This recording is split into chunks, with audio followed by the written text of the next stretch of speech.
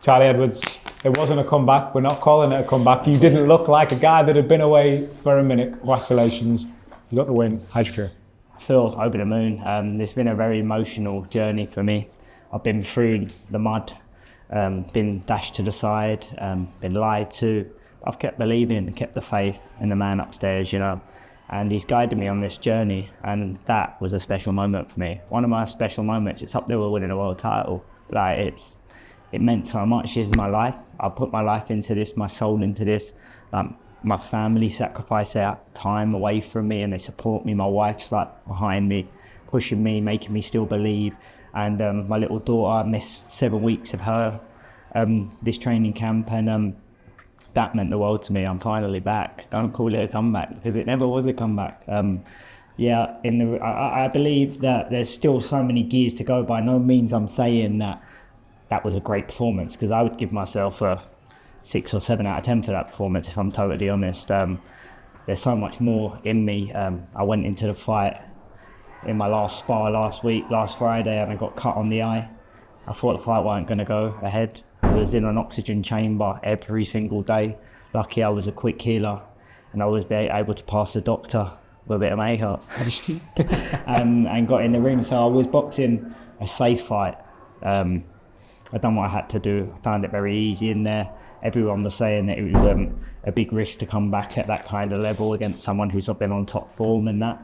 And I made it look easy, I didn't take no risks. And to be fair, I got bored in there at some stages because the challenge weren't the level that I can box at. But it was good to be back in a title fight. It's good to finally have 4 years I haven't been a champion for.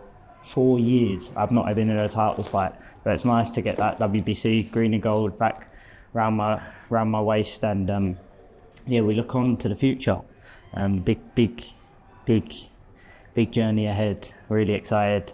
Want to be back out as soon as possible. Thank God to Wasserman, Nissa, and Keller Sauerland for backing me.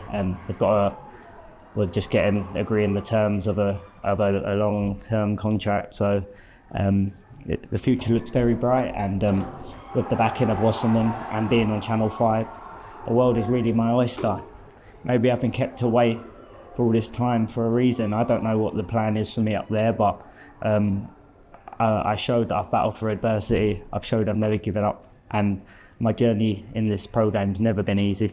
It's always had ups and downs and rounds, and maybe it's just the journey I had to take. God gives his hardest battles to his strongest soldiers. So there's great things out there for me, and me believing in myself, being consistent, having faith that it was going to happen. The future's very bright, and this is the first step. Don't call it a comeback. We're not. We're staying well clear. Listen, there's so much to pick over from what you just said. I'm going to start right from the beginning of it, and you said about what it's been like for you, having to go through the trial of that and time away from your family. You've come back into what is a very hard fight, albeit you felt you could have gone up to higher levels. It sounds cliche, but does that power you through the kind of fight, knowing that this is the sharp head now? You've done a whole camp. You've been away from everyone. This is the end of it. This is the finish line for this camp. Yeah. Does that power you through? Yeah, 100%. I picked this opponent. He was the first one on my list because I knew he was a good operator. He's a southpaw. Who comes back and picks a southpaw? Who's been fighting at Europe? Who's been European champion? Who's off the back of a 6-fight win streak? IBO world champion. People don't come back off the layoff I've had and not had a championship fight for 4 years and go into that, and I just got to pat myself on the back because and be proud, because I never give up on myself. I continue to push, work hard, keep bettering myself. I knew what I was doing in the gym.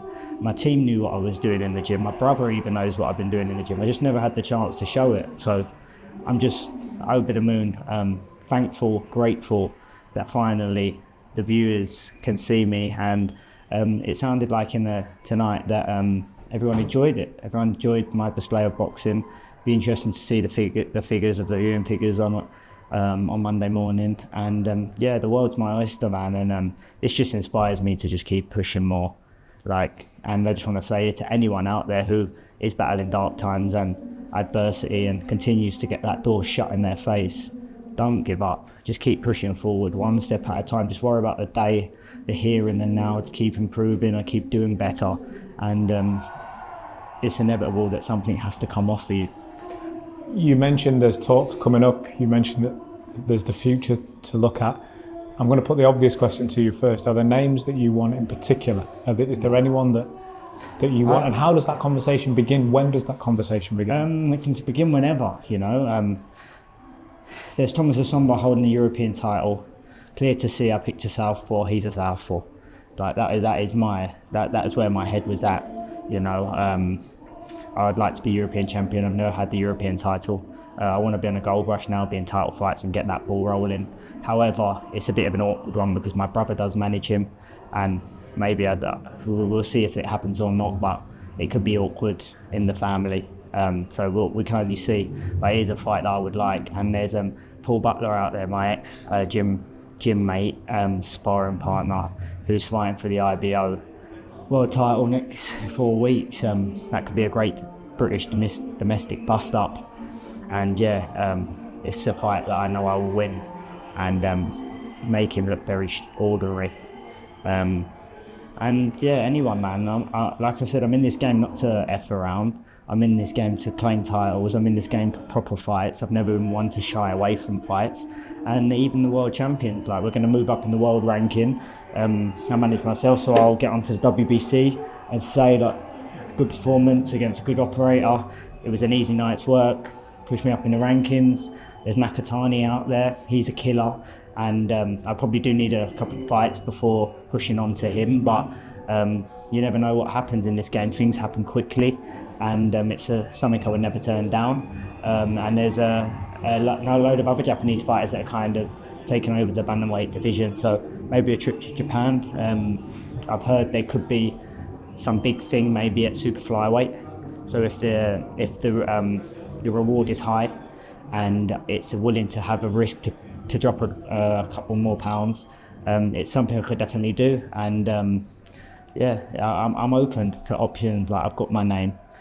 I'm Charlie Edwards, one of the Edwards brothers. We're both big names in this sport, especially for the lighter weight divisions, and we can be in some big nights and big fights. So I'm open-minded to fight anywhere, anybody, and I'm a real fighter. I always have been from my beginning of my career, jumping in for a world title against John Real Casemiro for my 9th fight, and then I won the world title in my 15th fight. So I've never shied away from challenge. Quick mention on your brother and your corner. What was that like, having that dynamic in the corner? It was great. Me and my brother, we love each other dearly. We've known each other for years, obviously. We've trained alongside each other. We know each other inside and out. And he's got a great boxing brain. And it was nice to have the support there. It was a new feeling. It showed how strong we are as brothers again. And it was a great moment for me, because this means so much to me. To have my coach, Stephen Smith, who's by far the best coach I've ever worked with, who understands me, who knows how to man manage me and get the best out of me, and have them both boxing brains in my corner.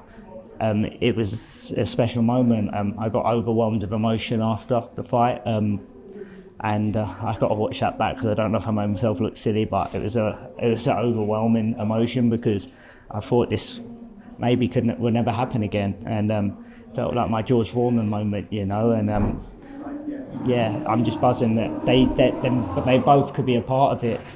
And like I said, the future is very, very, very, very bright. Well, you didn't make yourself look silly.